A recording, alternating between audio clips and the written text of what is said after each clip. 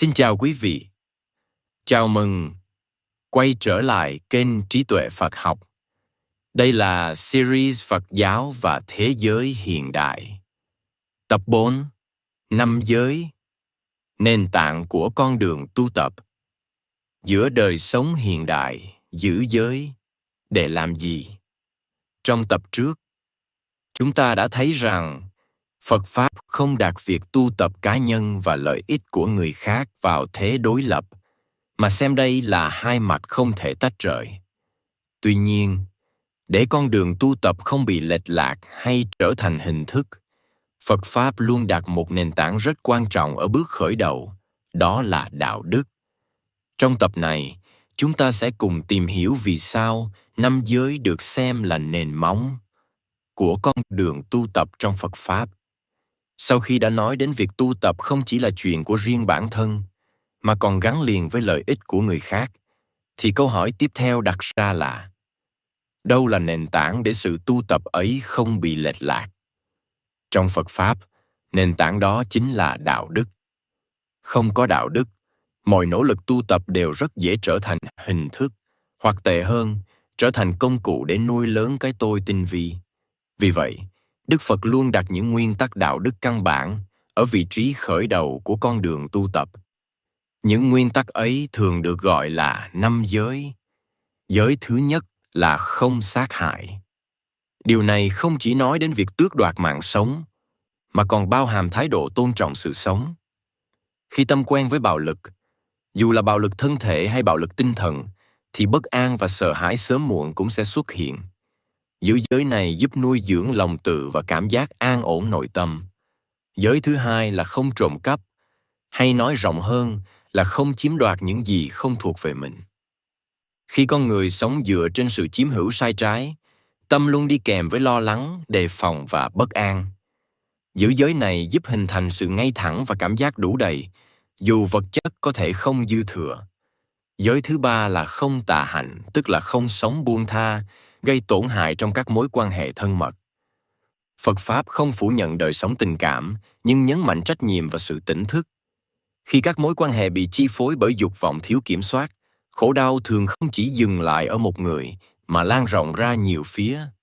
Giới thứ tư là không nói dối, bao gồm cả việc không nói lời gây chia rẽ, không nói lời thô ác, không nói lời phù phiếm gây tổn hại. Ngôn ngữ phản ánh trực tiếp trạng thái tâm. Khi lời nói thiếu chân thật, đời sống nội tâm dần mặc sự liền mạch, và niềm tin giữa con người với nhau bị xói mòn. Giới thứ năm là không sử dụng các chất làm tâm mê mờ, bởi khi tâm mất sự tỉnh thức, mọi giới khác đều rất dễ bị phá vỡ. Phật Pháp xem sự sáng suốt của tâm là điều kiện căn bản để con người sống, có trách nhiệm với chính mình và với người khác. Nhìn tổng thể, 5 giới không phải để biến con người thành khuôn mẫu đạo đức cứng nhắc, mà để bảo vệ sự tỉnh thức và an ổn của tâm. Giữ giới không làm đời sống nghèo đi, mà giúp đời sống bớt rối, bớt sợ hãi và bớt hối hận. Chính vì vậy, trong Phật Pháp, 5 giới luôn được xem là nền móng cho mọi bước tu tập tiếp theo.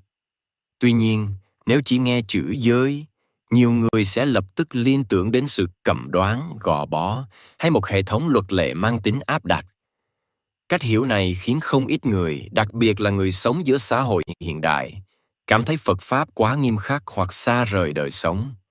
Nhưng nếu nhìn sâu hơn, sẽ thấy 5 giới không phải là những điều cầm đoán từ bên ngoài, mà là sự phản chiếu rất tự nhiên của một trật tự đạo đức xuất phát từ chính kinh nghiệm sống của con người. Cốt lõi của 5 giới nằm ở một nguyên lý rất đơn giản. Ta không muốn khổ thì người khác cũng không muốn khổ. Ta không muốn bị tổn hại thì người khác cũng vậy. Từ sự phản chiếu này, Phật Pháp chỉ ra những hành vi nào tất yếu dẫn đến khổ đau và những hành vi nào giúp giảm khổ đau. Không sát hại, không trộm cắp, không tà hạnh, không nói dối, không để tâm bị mê mờ bởi các chất gây nghiện, không phải là những mệnh lệnh đạo đức áp đặt từ một đảng quyền năng nào, mà là những nguyên tắc được rút ra từ sự quan sát rất thẳng thắn về đời sống. Khi con người sát hại, dù trực tiếp hay gián tiếp, tâm luôn đi kèm với sợ hãi, bất an và thù hận. Khi chiếm đoạt những gì không thuộc về mình, Tâm bị giằng xé bởi lo lắng và thiếu an ổn. Khi sống buông tha trong các mối quan hệ, khổ đau không chỉ phát sinh cho người khác, mà còn quay trở lại chính mình. Khi nói dối, sự đứt gãy niềm tin xuất hiện và đời sống tinh thần trở nên phân mạnh. Khi để tâm chìm trong mê mờ và mất kiểm soát, khả năng tỉnh thức dần bị bào mòn. Năm giới, vì vậy, không phải là những điều trừu tượng, mà là những nguyên tắc bảo vệ tâm và bảo vệ đời sống con người. Trong Phật Pháp, việc giữ giới không được xem là một thành tích đạo đức để khoe khoang. Giữ giới trước hết là để bảo vệ chính mình. Một người giữ giới, dù chỉ ở mức độ căn bản, sẽ cảm nhận rất rõ sự khác biệt trong đời sống nội tâm. Tâm ít xao động hơn, ít hối hận hơn, ít sợ hãi hơn. Chính sự an ổn này trở thành nền móng cho mỗi bước tu tập tiếp theo, từ chánh niệm cho đến thiền định và trí tuệ. Điều quan trọng cần nhấn mạnh là năm giới không phải chỉ dành cho người xuất gia. Đức Phật đã giảng dạy năm giới như nền tảng đạo đức chung cho người sống giữa đời. Phật Pháp không đòi hỏi người tại gia phải sống như tu sĩ, mà dạy cách sống có giới hạn, có tỉnh thức và có trách nhiệm. Giữ giới không làm con người trở nên cứng nhắc, mà ngược lại, giúp con người sống tự do hơn. Bởi khi không còn bị lôi kéo bởi những hành vi gây tổn hại, tâm tự nhiên nhẹ nhàng và vững vàng hơn. Từ góc nhìn xã hội, năm giới cũng cho thấy Phật Pháp không tách rời khỏi đời sống cộng đồng. Một xã hội trong đó con người hạn chế sát hại, tôn trọng tài sản của nhau, sống có trách nhiệm trong các mối quan hệ, nói lời chân thật và giữ sự tỉnh thức của tâm, tự nhiên sẽ là một xã hội ít xung đột hơn. Phật Pháp không tìm cách cải tạo xã hội bằng khẩu hiệu hay áp lực, mà bắt đầu từ việc chuyển hóa hành vi và tâm thức của từng cá nhân.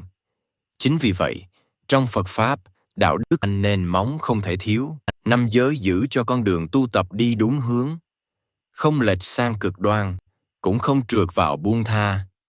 Trong tập tiếp theo của series Phật Pháp và Thế giới hiện đại, chúng ta sẽ tiếp tục bàn về một thực hành rất quan trọng khác trong Phật Pháp. Đó là bố thí, và vì sao Đức Phật xem lòng hào phóng là một trong những chìa khóa giúp con người sống nhẹ hơn trong một thế giới ngày càng bị chi phối bởi sự tiêu thụ và chiếm hữu. Xin cảm ơn quý vị đã đồng hành cùng kênh Trí Tuệ Phật Học. Xin chúc quý vị luôn mạnh khỏe, an nhiên giữa đời thường. Hãy nhấn like và subscribe kênh để không bỏ lỡ những nội dung hữu ích tiếp theo nhé.